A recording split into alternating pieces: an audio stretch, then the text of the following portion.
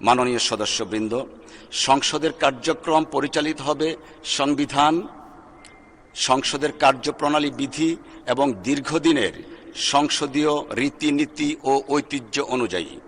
সংসদীয় গণতন্ত্রের স্তুতিগাগার যুক্তরাজ্যে আমার পড়াশোনার কারণে আমি তাদের সংসদীয় রীতিনীতি দেখার কম বেশি সুযোগ পেয়েছি। আমরাও ওয়েস্টমিনস্টার স্টাইলের গণতন্ত্র চর্চা করে একটি শক্তিশালী গণতান্ত্রিক জাতি গঠনের সফলতা অর্জন করব বলে আমি বিশ্বাস করি। এক্ষেত্রে আমি মাননীয় সদস্যগণের আন্তরিক সহযোগিতা কামনা করছি। সংসদের মর্যাদা রক্ষা করা আমাদের সকলেরই দায়িত্ব।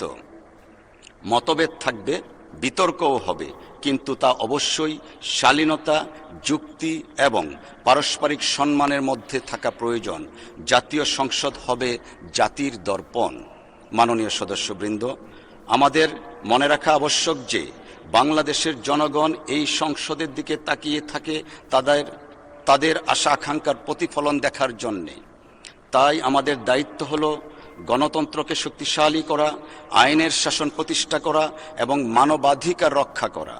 আমরা যেন সবসময় মনে রাখি, আমরা সবাই জনগণের প্রতিনিধি এবং জনগণের কল্যাণই আমাদের সর্বোচ্চ লক্ষ্য।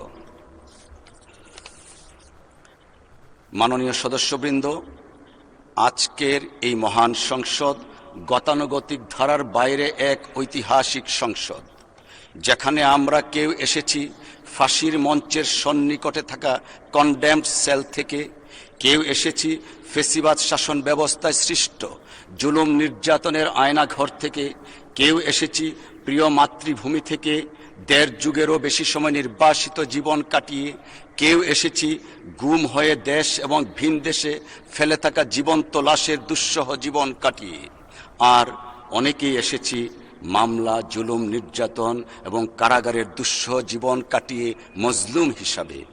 এই রকম সংসদ আমাদের জাতীয় জীবনের ইতিহাসে আর কখনো দেখা যায়নি, এমনকি বিশ্বের ইতিহাসেও বিরল। মাননীয় সদস্যবৃন্দ, ব্যক্তিগতভাবে আমি নিজে একজন সাধারণ মধ্যবিত্ত কৃষক পরিবারের সন্তান হয়েও আজকে এই মহান সংসদে আপনাদের সাথে মহতি কাজে আসতে পেরে নিজেকে সৌভাগ্যবান মনে করছি এবং মহান আল্লাহ রাব্বুল আলামিনের দরবারে শুকরিয়া জ্ঞাপন করছি। সেই সাথে মহান রবের সাহায্য কামনা করছি যেন আমরা সম্মিলিতভাবে ন্যায় ও ইনসাফ ভিত্তিক সমাজ তথা রাষ্ট্র প্রতিষ্ঠা করতে পারি।